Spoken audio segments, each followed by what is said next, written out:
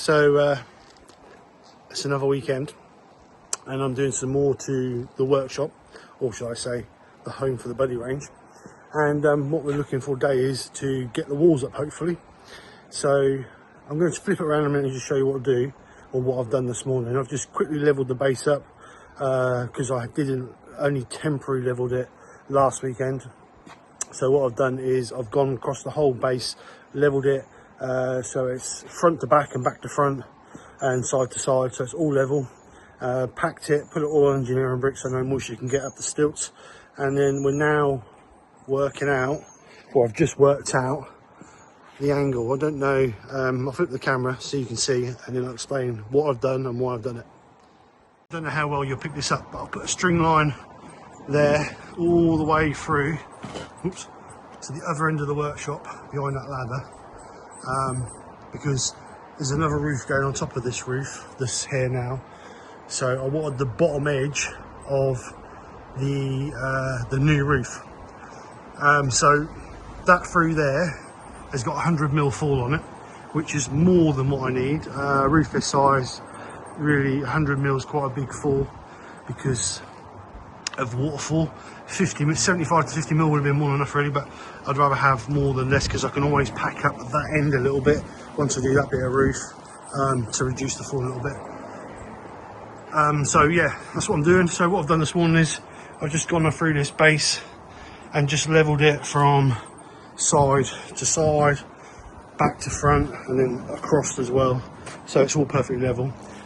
So now what I've done is I've started to cut, I don't know if you can really see that, I've started to cut the uprights for the front wall, and then I'm going to start putting that together, get that up. Like I say, hopefully by the end of the day I can have all the wall framework done, tied into the existing shop. It's going to come up above here. It's got to come up to this string line, so it's going to come slightly above there, so I'm not too bothered about that. But at the end of the day I want it strapped in, and then I can get the shiplap here, get the shiplap treated, and then hopefully next weekend get all the shiplap on it, start getting the roof on it. That's the plan. So anyway, so what I'm going to do is, as before, I'm going to do just little clippets of throughout the day. You don't want to see me building framework and this, that and the other. So yeah, so that's the stage I've got so far.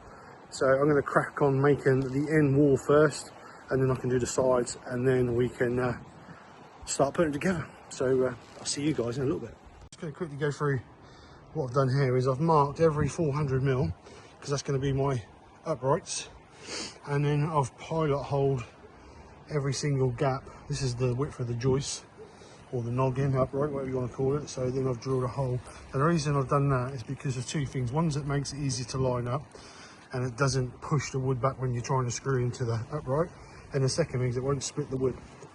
So I always drill and screw my holes, drill, pilot hole, shall I say, not drill, pilot hole my holes, because then the wood won't split. Even if the wood's green, it might still split, so better off pilot. Anyway, so that's the top and bottom rails. So now we're going to start putting it all together.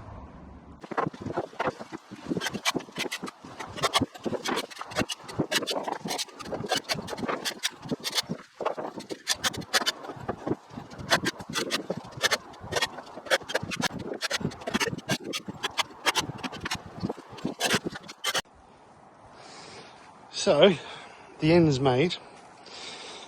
I've put these bits on here, one there and one there. So what happens is when I pull the end panel back and stand it up, it's not going to slide over the end. So it's a one-man lift rather than having two people here.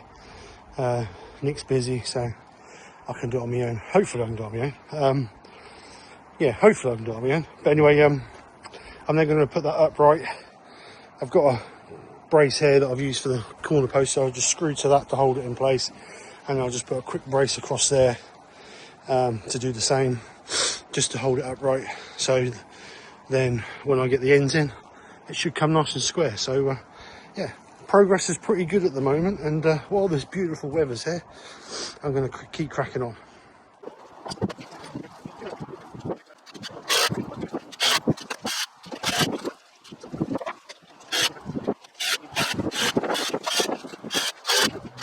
So as you can see, got the end wall in, all squared up, or vertical anyway. I'm now building the bit that goes from there to there, but as you can see, excuse me,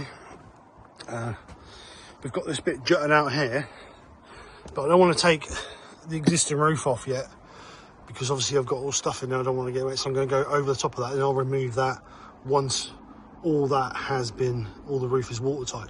So what I need to do is I need to build it so it comes out and up and then goes over the top of that, and then I can panel all that in once it's all done. So what I'm going to do at the moment is just make a frame the right width, and then once I've got it made, I will then measure it, cut it out and re-brace it, and just put it all back together that way. So that's the easiest way to do it, so that's what I'm going to do. So I've just cut the top and bottom leg, and then I'm going to cut the verticals, and then we'll get it screwed together and get it made up. So yeah, it's getting there. It's just going to take a bit of time. What a beautiful day. Absolutely stunning. Look at this beautiful sky behind me. Absolutely stunning. As you can see, I've managed to get the front wall in. I've just put the back wall in. So I'm going to just flip the camera and show you what I've done and why I've done it, and then explain why I've stepped it around that bit in the corner there. As you can see, front wall's in, still got noggins to go in there, like I said earlier.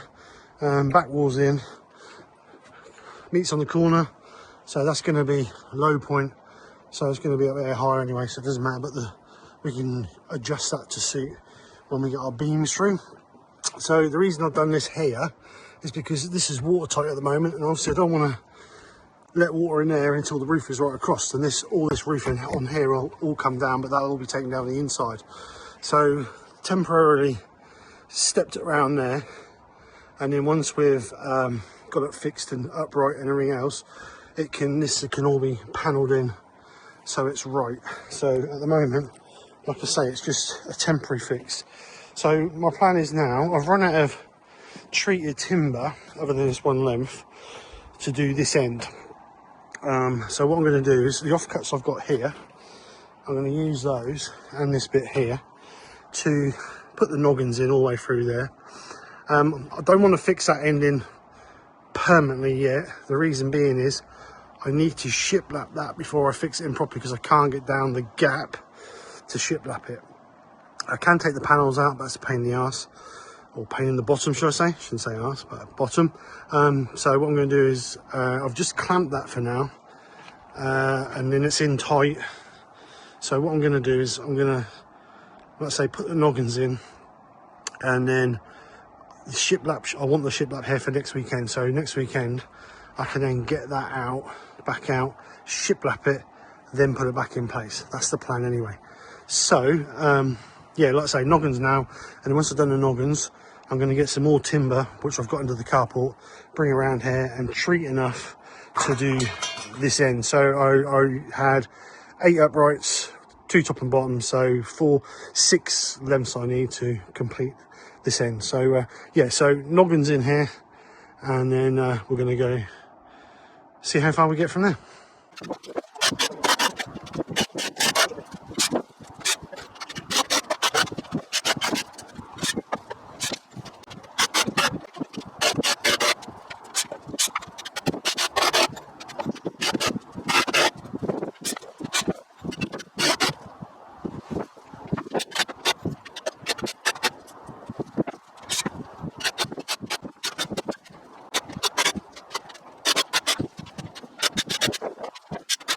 So got a decent bit of progress done today. As you saw, we got the front wall done and one of the back walls done.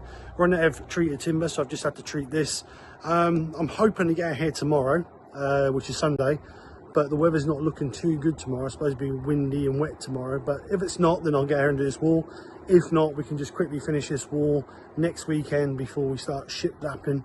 Like I said earlier, we've got to take the other wall back down to shiplap that because I can't get down there.